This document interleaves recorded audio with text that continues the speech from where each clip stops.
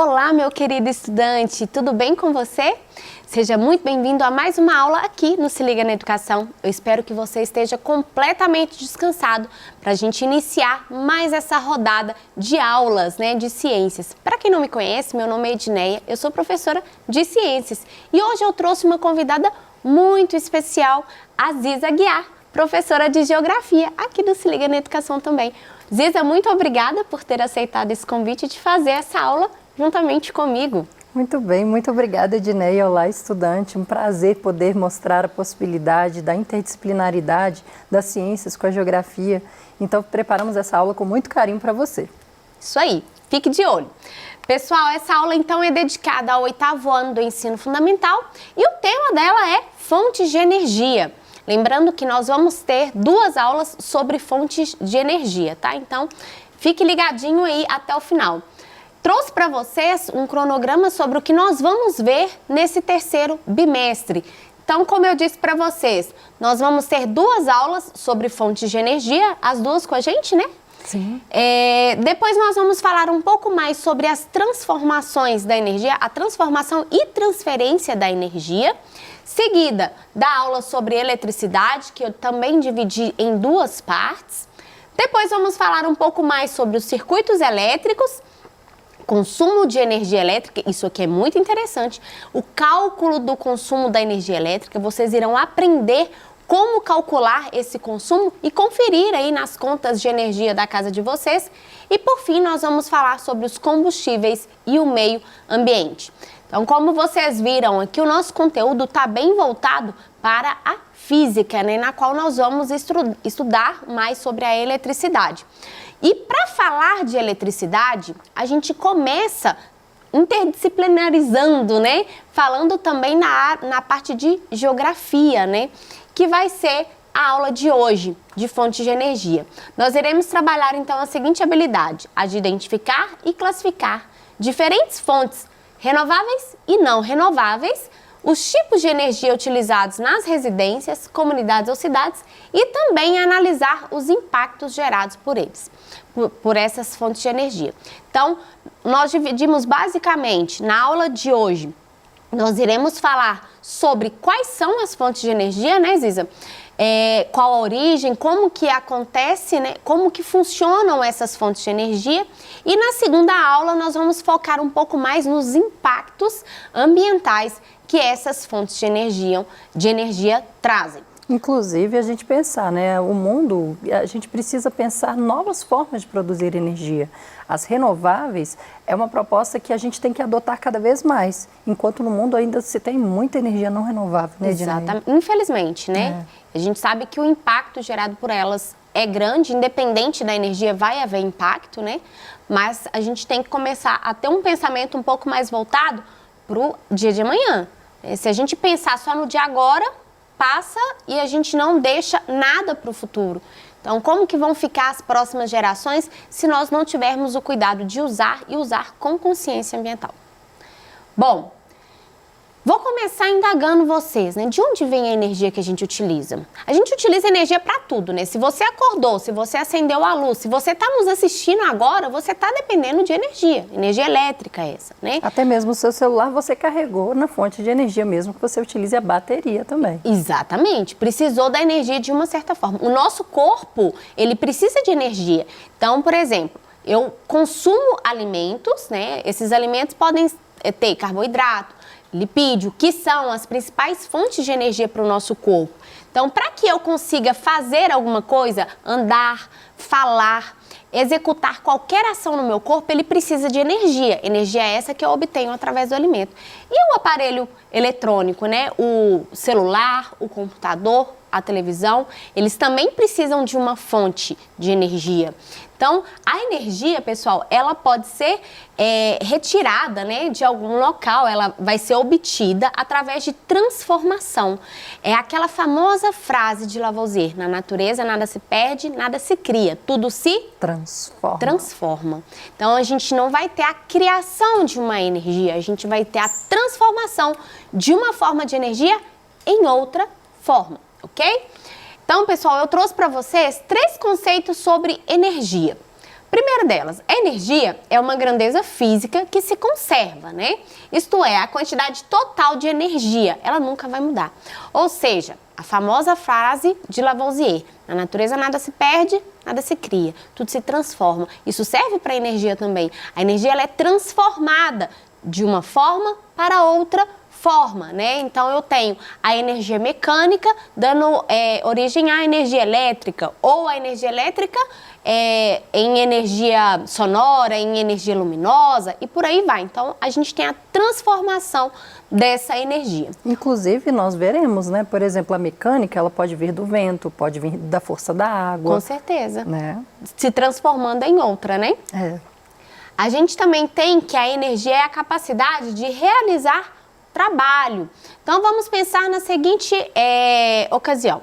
Eu quero me locomover, eu preciso ali de um automóvel para locomover. Esse automóvel, ele só vai conseguir se deslocar se ele tiver um combustível, né? Seja álcool, seja gasolina, seja o diesel, ele só consegue deslocar se eu colocar combustível nele. Ou seja, o combustível é a energia que eu tô colocando nele para que ele realize um trabalho. Aqui, ó, capacidade de realização de movimento. Então, para movimentar, eu preciso de energia. Como eu falei também, o nosso corpo, ele precisa de energia. Então, a gente se alimenta aí de carboidratos, de lipídios, que são as nossas principais fontes de energia. Para quê? Para que a gente realize trabalho, para que a gente se movimente, para que o nosso corpo realize as suas funções vitais. Até mesmo as nossas funções nervosas, né? A gente passa informação, é pensamento, para a gente... também é energia que é transformada. Se a gente não tem, por exemplo, o processo de sódio, potássio, não acontece a sinapse, né? Não vai ter impulso elétrico. E aí, com isso, não acontece o trabalho. Não tem nenhum tipo de movimento, as funções vão sendo prejudicadas se a gente não tiver energia. A gente vai diminuindo. À medida que a gente tem muita energia, a gente está com o corpo ali a todo vapor. À medida que a fome vai aumentando, a sua energia vai diminuindo, o seu ritmo também vai diminuindo junto, né? Vamos lá, então. Então, para a gente falar, né, da energia em si, a gente vai focar um pouco mais em energia elétrica, em matrizes de energia. É o seguinte, a gente tem que ter uma fonte, né? A fonte de energia. Quais são essas fontes? Elas são recursos naturais que são usados, né, para a criação da energia, para a obtenção da energia, e ela geralmente é usada em todas as atividades do nosso cotidiano. Como eu falei, se você está nos assistindo, se você acendeu a luz da sua casa, se você utiliza o celular, como a professora Ziza falou, ou o computador, você precisou da energia em determinado momento para utilizar para utilizar esses equipamentos, né? Então, as fontes de energia, pessoal, elas podem ser basicamente de dois tipos: as renováveis e as não renováveis. Então, nós vamos falar a partir de agora detalhadamente todas essas fontes. As renováveis, então, a gente ressalta primeiro a geotérmica, né? A geotérmica aqui no Brasil a gente não utiliza, porque a gente não tem atividades de placas tectônicas para que a gente tenha realmente forças endógenas, né? Saindo da força interna da energia do nosso planeta, que é fonte de energia que também está sendo transformada. Mas aí ela utiliza, então, essas forças internas e aí elas movem turbinas. Então, a transformação desse vapor que é aquecido passa pelas turbinas e a partir dessas turbinas é transformada em energia mecânica e energia elétrica, né? Aqui no Brasil, como a gente tem, por exemplo, águas termais, mas o potencial energético desse tipo de fonte geotérmica aqui no Brasil não é o caso, né? Outra que a gente tem... Em certo ponto é bom, né? Porque a gente não tem vulcão no Brasil. Ainda bem. Ainda né? bem. Verdade. E energia solar? Energia solar, a gente pode utilizar... A gente pode chamar de energia limpa também, né? É verdade. Ela é limpa, ela é muito mais vantajosa no sentido de que os resíduos gerados em função dela são bem menores. E à medida que essas tecnologias estão avançando, torna-se menos caro também a gente ter. Uma coisa da energia solar é que você precisa ter a tecnologia das placas fotovoltaicas, que elas vão, diferentemente, por exemplo, de um painel solar que aquece a água dos banhos, a placa fotovoltaica ela vai captar essa energia do sol e vai armazenar em baterias que depois você pode utilizar não só simultaneamente enquanto essa energia é gerada, você também pode utilizar ela posteriormente. Ela fica armazenada, né? É. E a hidrelétrica, né? Nós temos, por exemplo, você faz um confinamento da água, faz uma barragem e com isso você direciona esse fluxo dessa água. Preferencialmente, como você já estudou no 6º ano, provavelmente, a gente vê que planaltos são as condições mais favoráveis para se ter energia hidrelétrica, porque a gente está falando das forças dos rios e eles, bem direcionados, canalizados, fazem com que a água tenha mais força para passar pelas turbinas, né? Ziza, você me lembrou uma coisa aqui. A natureza, né, geográfica no nosso país, ela facilita e muito para que ocorra. Por isso que talvez seja um dos motivos da gente ter tanta hidrelétrica no Brasil, né, porque nós temos muitos planaltos, né, e a água, né, caindo em certas altitudes, ela vai facilitar, então, que a presença dessas hidrelétricas aqui no nosso país. Então, é um dos motivos. Geograficamente, o nosso país ajuda para que tenhamos esse tipo de fonte de energia aqui. Com certeza. Nós temos também a eólica, né? Ah, sim, eu pulei a eólica. Pulou. A eólica, desculpa. A eólica, ela vai ser a partir da força dos ventos, né? A gente sabe que, por exemplo, no litoral, acontece muito mais fluxos mais favoráveis para aproveitamento da força eólica. Grandes altitudes também. Então, a passagem das grandes correntes de massas de ar contínuas são muito favoráveis, então, para esse aproveitamento de hélices, como cataventos mesmos enormes, né? E eles são movidos, então, pelas forças dos ventos e mecanicamente movendo essas turbinas, são transformados em energia elétrica também. Mais uma vez, energia mecânica sendo transformada em energia elétrica depois. Então, por exemplo, nós já começamos, né, a falar da energia eólica. Só para poder ficar um pouco mais claro para o pessoal aqui, né, com relação à energia renovável e não renovável, o que isso significa? Antes até mesmo da gente falar das fontes em detalhes. Na energia renovável, a gente está lidando com material, né, na natureza, uma fonte na natureza, que ela o nome já diz renovável, ela é de certa forma infinita, entre aspas. Por que entre aspas? Seguinte, o vento, a luz do sol realmente são infinitos, mas e a hidrelétrica?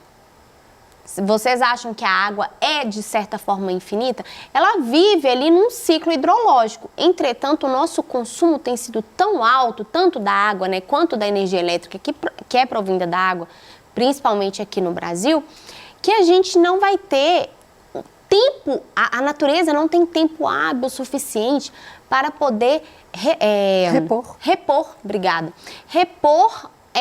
esse material.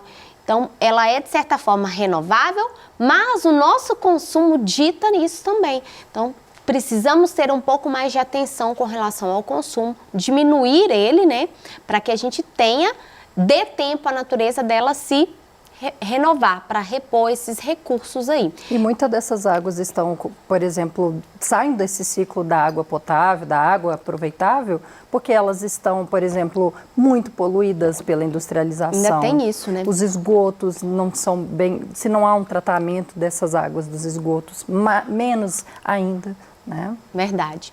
Então, os recursos renováveis são recursos, de certa forma, infinitos, e os não renováveis são os finitos, ok? Na natureza. Esgotáveis. Esgotáveis, melhor assim. Bom, então, como a gente já começou a falar, na energia eólica, aqui está representando só um, mas na usina são muitos dessas torres, né, desses grandes cataventos aí. Então, são muitos hectares que irão ser utilizados para instalação desse material.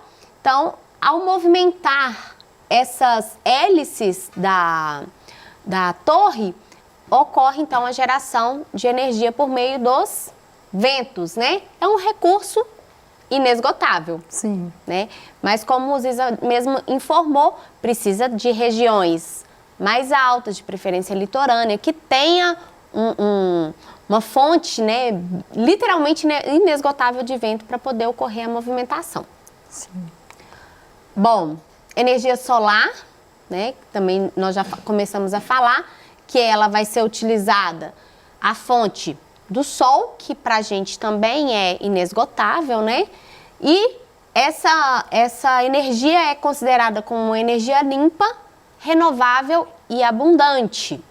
E daí a importância, então, das células fotovoltaicas, né? Que vão ser essas plaquinhas que elas têm características espelhadas, que tem toda uma parte da ótica, né? Que vai ser estudada, com cor de material que vai favorecer, então, esse direcionamento dessa absorção dessa radiação solar. Para melhor aproveitamento, né? Ótimo. A biomassa. Nós temos aí o que é a geração de energia por meio da biomassa. Então, é o aproveitamento, né, da biomassa. O que é a biomassa, gente? É matéria orgânica. É provinda, né, de cana-de-açúcar, da soja, da própria lenha. Então, quando a gente vai cozinhar, né, no fogão a lenha, você coloca o quê? Madeira lá para poder queimar, é fonte de combustível, é um combustível, fonte de energia que nós utilizamos. Isso, no caso, o carvão vegetal. Carvão vegetal, verdade.